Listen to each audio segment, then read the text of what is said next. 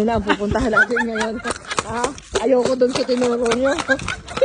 Ay, nakakahiya doon, no? Ayun. Naku, Diyos ko. Hindi ko po talaga kaya.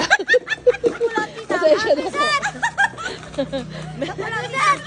Hindi ko po talaga kaya.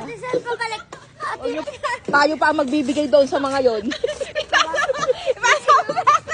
Okay, ate, huwag kang titingin. Gusto mo makaruli kami sa inyo. Kapamilya. May nagbigay ng 50. Ba't daw nilagpasan? Babalikan natin. Yes, kapamilya. Sa kalaki na lang nangangaroling. Kami po yung tinatawag.